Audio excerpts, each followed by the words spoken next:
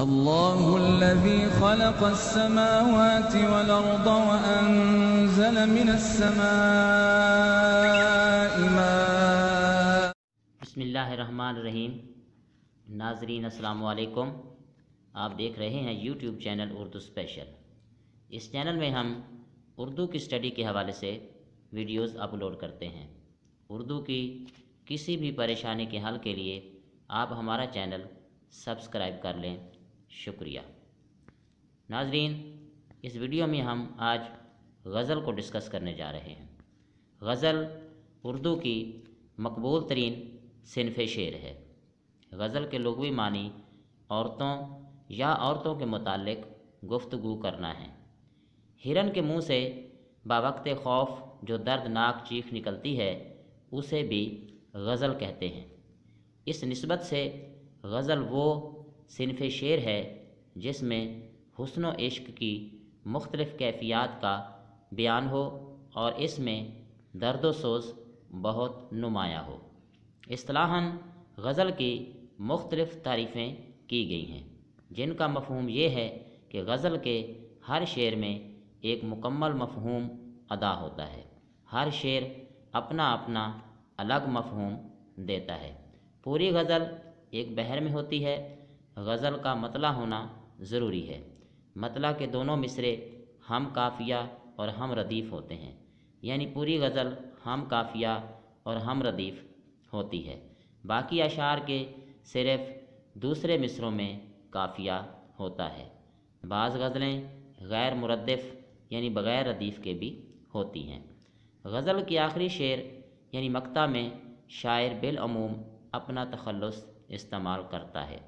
بعض غزلوں کے درمیان شعروں میں بھی تخلص لایا جاتا ہے. غرض ایسے امور میں غزل گو کو کسی قدر آزادی ہوتی ہے. پرانے زمانے میں ایک غزل کے اشعار کی تعداد بالعموم 5 سے 17 ہوتی تھی، لیکن طویل غزلوں کی مثالیں بھی ملتی ہیں. غزل گو ایک غزل کے بعد اسی بحر اور ردیف اور قافیہ میں دوسری غزل کہہ لیتا تھا جسے 2 غزلہ کہتے تھے. بعض شعراء نے سہ غزلہ اور 4 غزلہ بھی لکھا ہے. انشاء کے ہاں 9 غزلہ بھی ملتا ہے، مگر جدید شعراء غزل میں تعداد اشعار کی قید کو ایک بے معنی چیز سمجھتے ہیں.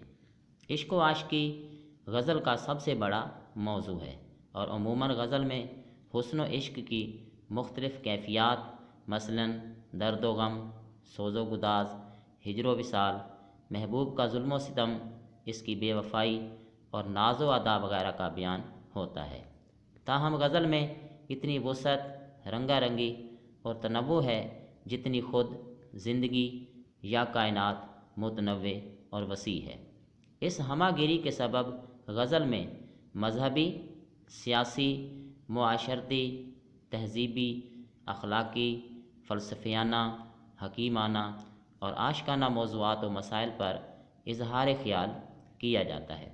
یوں معنی کے اعتبار سے غزل میں بڑی لچک ہے اور اس کی مقبولیت کا راز بھی یہی ہے.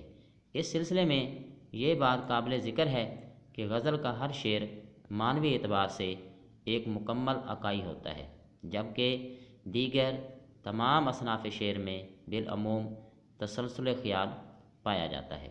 البتہ کبھی کبھار پوری غزل میں یا اس کے چند شعروں میں موضوع یا خیال کا ربط و تسلسل موجود ہوتا ہے. اس کو قطع بند غزل کہتے ہیں. لیکن غزل کی انفرادیت بہرحال یہی ہے کہ اس کا ہر شعر اپنا جدا مفہوم رکھتا ہے. غزل کی زبان دیگر اصناف شعر کے مقابلے میں بالعموم سادہ، سلیس اور شستہ ہوتی ہے. تشبیہ و استعارہ اور ثنائے بدائع کا موضوع، متوازن اور مناسب استعمال غزل میں حسن و دلکشی پیدا کرتا اور ان کا غیر متوازن اور بلا ضرورت استعمال غزل کو بوجھل بنا کر اس کے حسن اور وقار کو مجروح کرتا ہے. غزل گو کا لب و لہجہ دھیما اور نرم ہونا چاہیے. مثلاً ایک ہی بات کو 2 شعراء نے اپنے اپنے انداز میں یوں بیان کیا ہے: سرہانے میر کے آہستہ بولو، سرہانے میر کے آہستہ بولو، ابھی ٹک روتے روتے سو گیا ہے۔ سودا کی جو بالیں پہ ہوا شور قیامت، خدام ادب بولے ابھی آنکھ لگی ہے۔ ناظرین، یہ تھی ہماری ویڈیو جس میں آج ہم نے غزل کو ڈسکس کیا ہے۔ امید ہے کہ یہ آپ کو پسند آئی ہوگی۔